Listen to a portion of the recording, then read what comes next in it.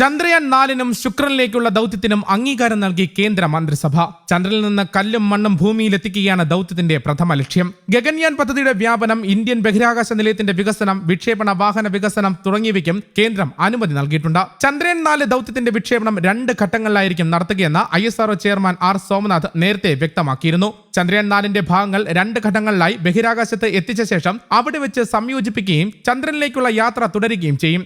ISROയുടെ പക്കലുള്ള ഏറ്റവും ശക്തിയേറിയ റോക്കറ്റിന് വഹിക്കാനാവുന്നതിനേക്കാൾ കൂടുതലാണ് ചന്ദ്രയാൻ 4ന്റെ ഭാരം എന്നതിനാലാണ് ഇത്തരത്തിൽ 2 ഘട്ടങ്ങളിലായി വിക്ഷേപണം നടത്തുന്നത്. വിവിധ ബഹിരാകാശ പേടകങ്ങൾ തമ്മിൽ ബന്ധിപ്പിക്കുന്ന ദൗത്യം നേരത്തെ നടന്നിട്ടുണ്ടെങ്കിലും ഒരു ബഹിരാകാശ പേടകത്തിന്റെ ഭാഗങ്ങൾ ബഹിരാകാശത്ത് വെച്ച് തന്നെ സംയോജിപ്പിക്കുന്നത് ഇതാദ്യമായാണ്.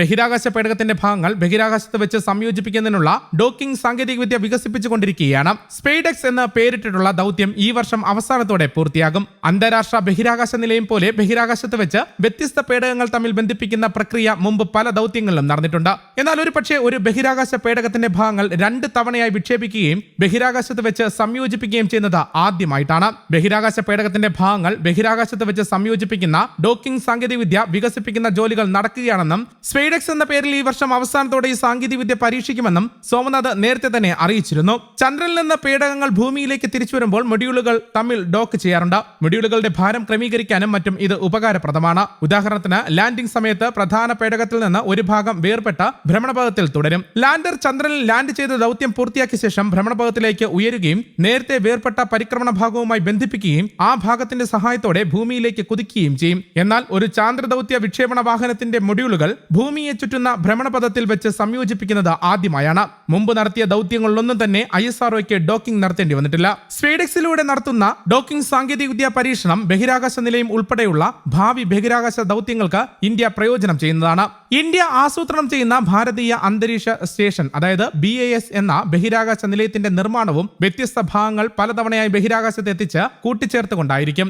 ISROയുടെ വിഷൻ 47 ഉദ്യമത്തിന്റെ ഭാഗമായുള്ള 4 പദ്ധതി നിർദ്ദേശങ്ങളിൽ ഒന്നാണിത്. 2035ഓടെ സ്വന്തം ബഹിരാകാശ നിലയം സ്ഥാപിക്കാനാകും. 2040ഓടെ മനുഷ്യനെ ചന്ദ്രനിലെത്തിക്കാനും ലക്ഷ്യമിട്ടുള്ളതാണ് വിഷൻ 47. BASന്റെ ആദ്യ ഭാഗത്തിന്റെ വിക്ഷേപണം നിലവിലുള്ള ലോഞ്ച് വെഹിക്കിൾ 3 റോക്കറ്റ് ഉപയോഗിച്ചാകും. 2028ഓടെ ഈ വിക്ഷേപണം നടത്താനാണ് പദ്ധതി. ശേഷം പരിഷ്കരിച്ച LBM-3 റോക്കറ്റോ നിർമ്മാണത്തിലുള്ള പുതിയ ഹെവി റോക്കറ്റായ നെക്സ്റ്റ് ജനറേഷൻ ലോഞ്ച് വെഹിക്കിളോ ഉപയോഗിച്ചായിരിക്കും നിലയത്തിന്റെ ബാക്കിയുള്ള ഭാഗങ്ങളുടെ വിക്ഷേപണമെന്നും അദ്ദേഹം പറഞ്ഞു. 2104.06 കോടിയുടേതാണ് ചന്ദ്രയാൻ 4 ദൗത്യം. ഇന്ത്യയുടെ ദീർഘകാല ചന്ദ്രയാൻ ദൗത്യത്തിന്റെ നാഴികക്കല്ലാണ് ചന്ദ്രയാൻ 4. 36 മാസത്തിനകം പദ്ധതി പൂർത്തിയാക്കാനാണ് ISRO ലക്ഷ്യമിടുന്നത്. ചന്ദ്രനിൽ നിന്നും കല്ലും മണ്ണും അടക്കം സാമ്പിളുകളാണ് പദ്ധതിയുടെ ഭാഗമായി ശേഖരിക്കുക. ശുക്രന്റെ അന്തരീക്ഷം, ഘടന എന്നിവ ആഴത്തിൽ പഠിക്കുന്നതിനാണ് വീനസ് ഓർബിറ്റർ മിഷൻ തയ്യാറാക്കുന്നത്.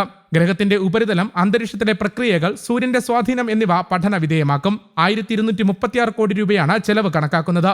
2028 മാർച്ചിൽ വിക്ഷേപണം നടത്താനാണ് പദ്ധതി. 2028ഓടെ സ്വന്തം ബഹിരാകാശ നിലയമായ ഭാരതീയ അന്തരീക്ഷ സ്റ്റേഷൻ സ്ഥാപിക്കാനും ഇന്ത്യ ലക്ഷ്യമിടുന്നുണ്ട്. News desk, Kerala Kaumudi.